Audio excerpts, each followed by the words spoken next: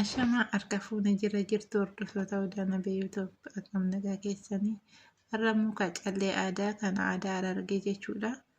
Kutaa lammaffaa isaatti isin dhiyeessa. Ilaalaa wajjinaa barannoo wajjinaa wajjin isiniin jedha. Yuutuubii kiyya saskiraayibii laayikii naa godha. Kanaafuu garumaa hojiitti haa dabarru.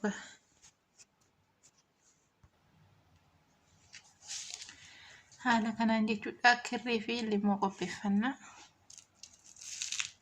Deebisnee callee tokko finna jechuudha guduufin dura.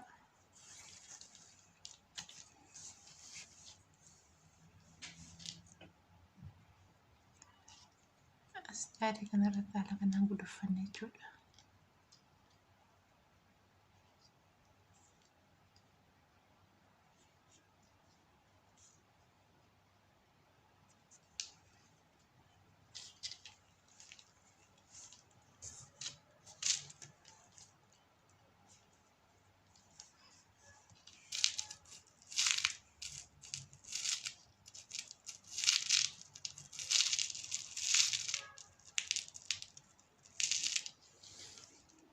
Callee sagal jechuudha. Callee sagaliin hojjetama. Amma kun callee shanii, callee sadii, shan ja'a, callee ja'a.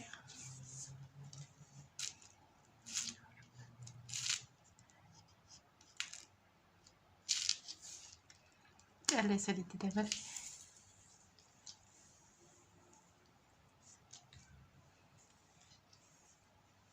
Haala kanaan jechuudha. Eechiseessa callee sagalii miti callee sagalan kana afuraffaa kana jala deebistan seessitan callee biraa fiddan isuma kana jechuudha. Callee kana haala kanaan yoo jala seessitan ofumaa isinii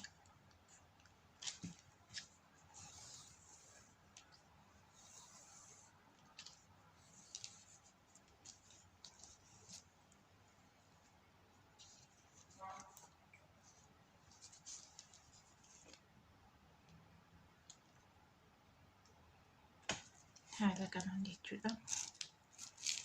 Amma deebisnee callee sagal.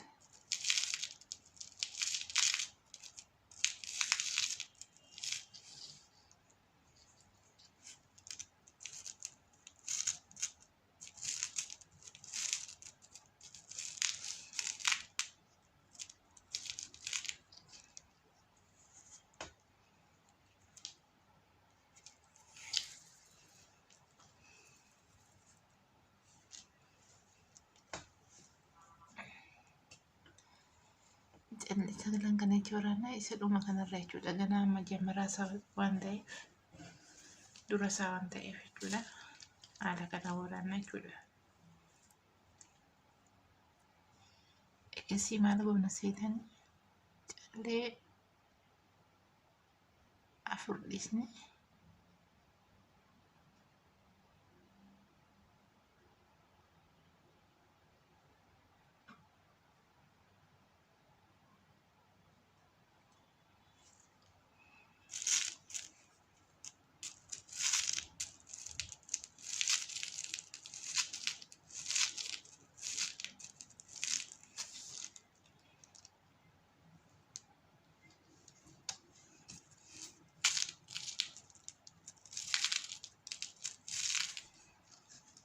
amma callee callee sagal.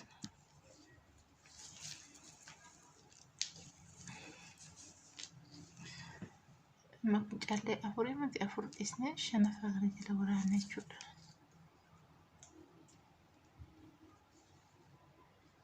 Afurii shanaffaa kana jala as jala jechuudha. Haala kanaan.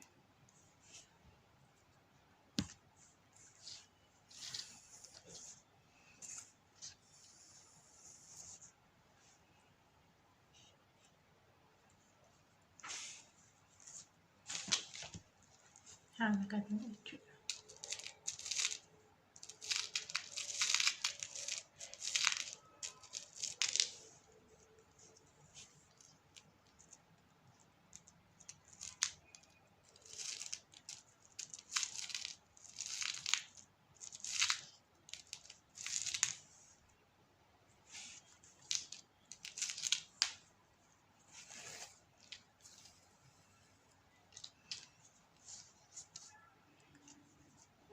callee meeqa afur shan callee saddeet tokkotti dabalaa jechuudha. Afur akka ta'uuf isa kana afuraffaa kana jala seensisa.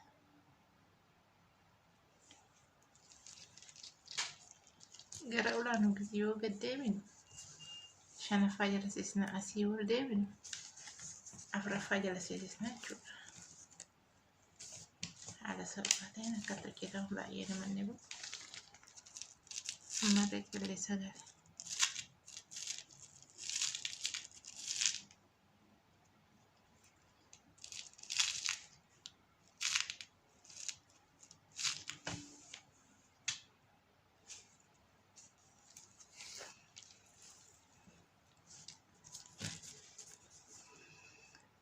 Kun afurii miti shanaffaa kana jala. Asbira jechuudha.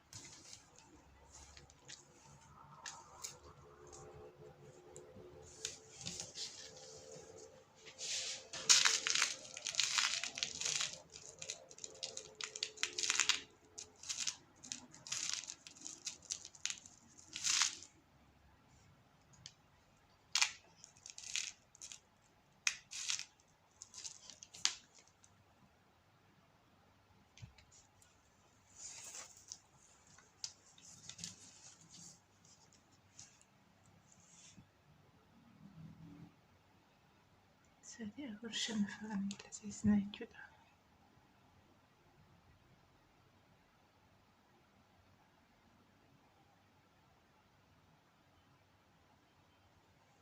Asbira.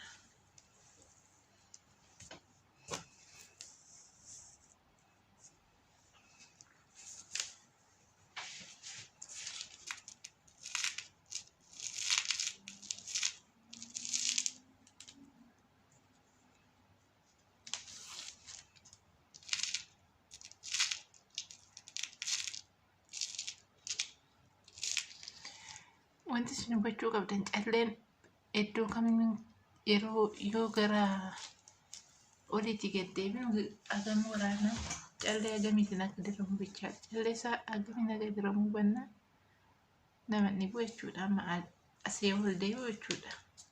Callee afur yoon garasii immoo kana gad deebi'u callee shan jala seensisa jechuudha. Shanaffaa jala amma asitti afuraffaa kana jala seensista. Ishee xumuraa kanarra garanaa immoo asii afuraffaa kana akkas dhiistee shanaffaa kana jala seensista.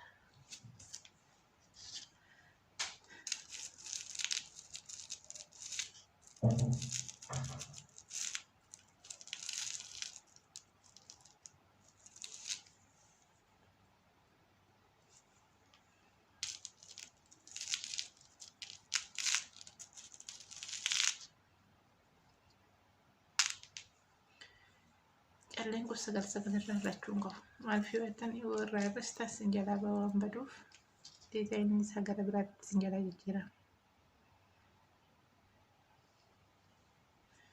Kanaafuu yoo dabaltan irree sagaluma dabaltu 16 gootan jechuudha. Yoo dachaa lamaan hojjechuu barbaaddan 16 gootan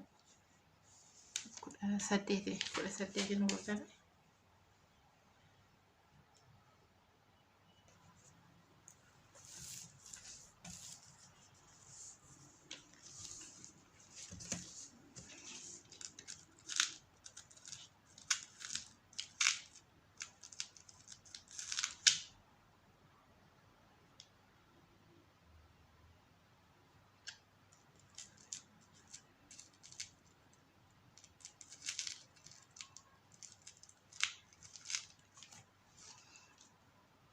Amma asirratti sagal yeroo lama jechuudha.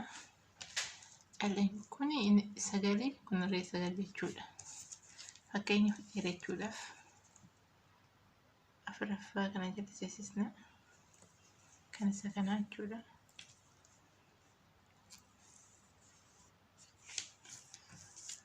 Saniin booda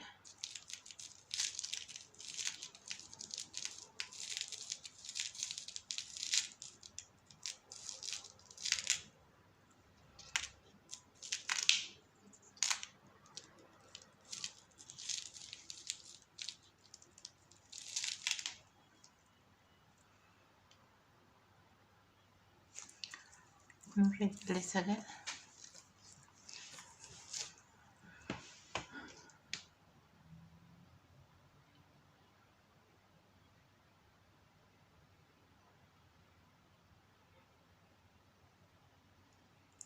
As jala seensisna jechuudha saglaffaa kana jala.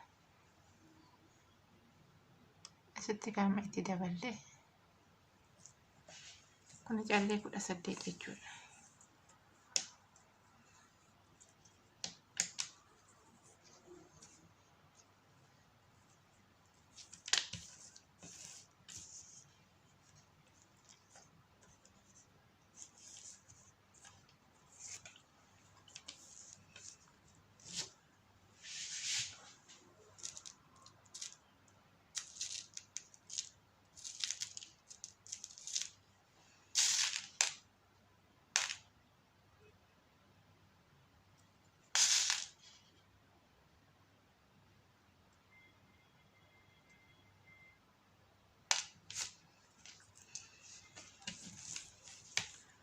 Ammas callee sagaltamii qaffa jala waraabna isaa shanaffaa kana jala waraabna jechuudha. As bira.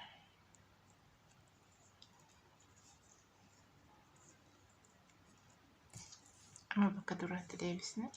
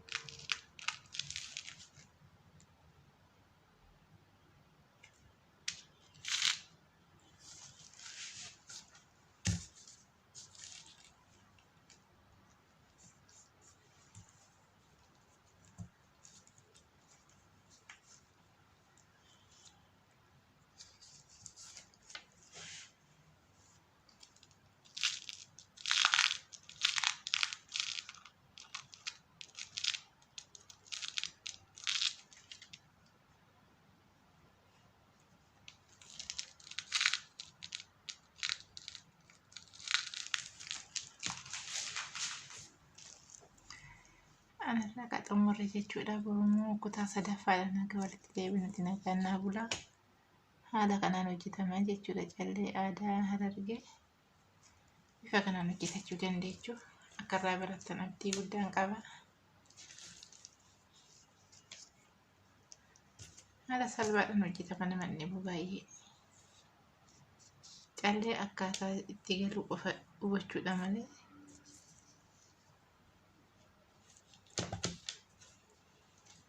Baay'ee salphaadha.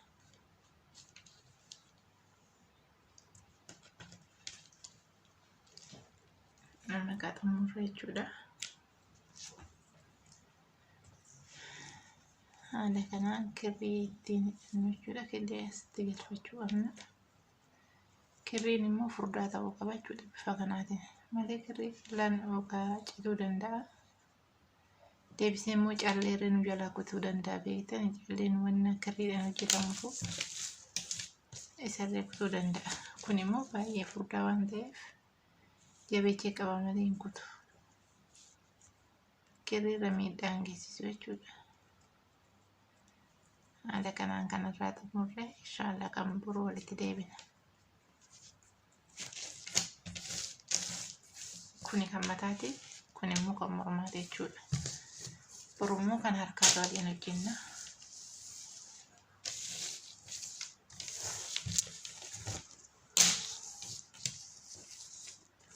Yoo rabbi jedhe borummoo kan gurraa fi kan harkaa yookiin immoo kan harkaa waliin hojjenna.